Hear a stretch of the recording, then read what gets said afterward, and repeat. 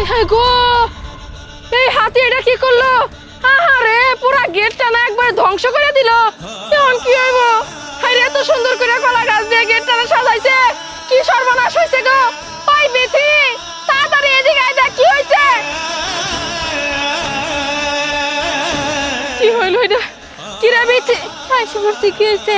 দেখ সায়া, দেখ তোর গেটের অবস্থা কি দেখ। হায় আল্লাহ, এটা আমি কি দেখতেছি? আমার বিয়া, আমার কি হইব? আমার কি বিয়া হইব না? আরে কান্দিস না, আমি যে কি করবো আমার মাথায় তো ধরতাছে না। এই হাতিটা কিসের জন্য বিয়ার গেটটা ভাঙ্গা দিল এটাই তো আমি বুঝতাছি না। আমি এখন কেমনে করে সব দিকে সামাল দিমু? ওই বরপক্ষ গত একটা চাওয়াইছিল বাড়ির গেটটা জানি তোরা অনেক সুন্দর করে সাজাস, তোরা তো অন্য কিছু দিতে পারস নাই। যাও একটা জিনিস করলি, এই হাতিটা এমনি করে নষ্ট করে দিল। এখন কি হইব, কি করবো কিছুই তো বুঝতাছি না। এই চাচা করে আব্বা, আব্বা তো ঘরের মধ্যে দরজা আটকে দিয়ে রয়েছে। আল্লাহ জানে কি না কি হয়ে যায়। কি করবো আমি? এইদিকে সামলাবো নাকি ওইদিকে? কে চাচা আমার ঘরের মধ্যে দরজা আটকেছে কে? মনে হয় যেগুলা কাহিনীর লেগে আমি তো আর জানি না যে এইদিকে আমার বিয়ার গেট ভেঙে গেছে। আল্লাহ, আমার মনে হয় বিয়ে হবো না। হায় গো, এখন আমি কি করবো? আমি কেমনে সামাল দেবো? তুই এক কাম করছে, তুই চাচার কাছে যা, চাচারে সামলা, দেখ কোনো ভাবে চাচারে বাইর করে যায় নাকি। আর গেটের ব্যবস্থা আমি করতেছি, দেখি কি করা যায়। আব্বা, হায় হায় গো, চিন্তায় তো মাথা ঘুরতাছে। এখন আমি কেমনে কি করবো?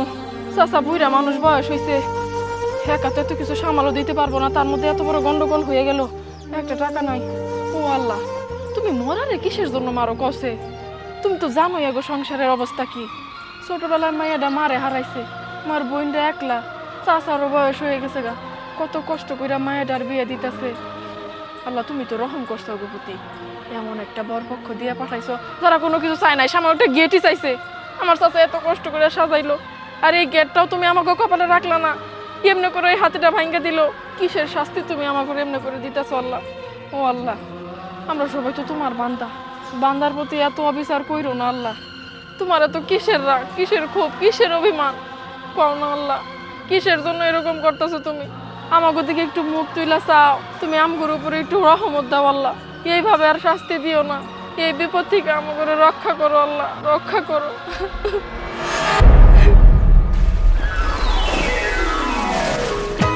ও মা, এই নদী থেকে এটা কি উঠলো? এটা তো দেখতেছি একবারে কলা গাছের একটা গেট, যে গেট ভাঙছে এর থেকে সুন্দর। আল্লাহ কি আবার দোয়া কবুল করে নিল নাকি? আল্লাহ আসলে রহমত করছে, বিয়া তো ভাঙবো না। ওই বিথি, বিথি রে কই গেলি? তাড়াতাড়ি এদিকে আয়। মরবো, আল্লাহর দরবার লাগলে কি? ওই যে দেখ বিথি, তোর বিয়ের গেট ভাঙে ফেলাইছিল না হাতিয়ে, ওই যে দেখ নদী থেকে কত বড় গেট উঠে আসছে। আমি সত্যি দেখতেছি, তার মানে আমার বিয়ে হইব। শুকরিয়া কর, শুকরিয়া কর, আল্লাহ আমাকে দিকে মুখ ফিরা তাকাইছে। আল্লাহর কাছে আমি দুই হাত তুলে দোয়া করছি যে আল্লাহ তুমি একটু আমাকে উপরে রহমত দাও, রহমত দাও। কোয়ার সাথে সাথে আল্লাহ আমার দোয়াটা কবুল করে নিল। জীবনে তো তুই আর চাচা নামাজ পড়স না, আল্লাহরে রাখস না, কোন একটা ভালো কাম করস না, আল্লাহ তো করে শাস্তি দিব না, তাহলে কারে শাস্তি দিব? আজকাল পর থেকে এক ওয়াক্ত নামাজও মিস করবি না, 5 ওয়াক্ত নামাজ পড়বি। আল্লাহর রহমত তাহলে ঘরের মধ্যে একবারে ঝইরা পড়বো। আল্লাহ ছাড়া বান্দারে ভালো রাখার কেরাই আছে কো? মন খুলে আল্লাহরে ডাকলে সবকিছু পাওয়া যায়। আল্লাহ যেরকম বিপদ দেয় সবকিছুর সমাধানও দেয়। কি সুন্দর আল্লাহ আমাকে দিকে মুখ ফিরে তাকাইছে।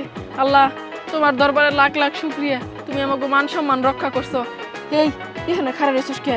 চাচা কি ঘর থেকে বাইর হইছে? না হয় নাই, হয়তো টাকা টাকি করতেছি, কিছু না হয় কইরা ফেলাই, চল যাই তাড়াতাড়ি। ও চাচা, আপনার মেয়ের বিয়া হইব, গেট আমি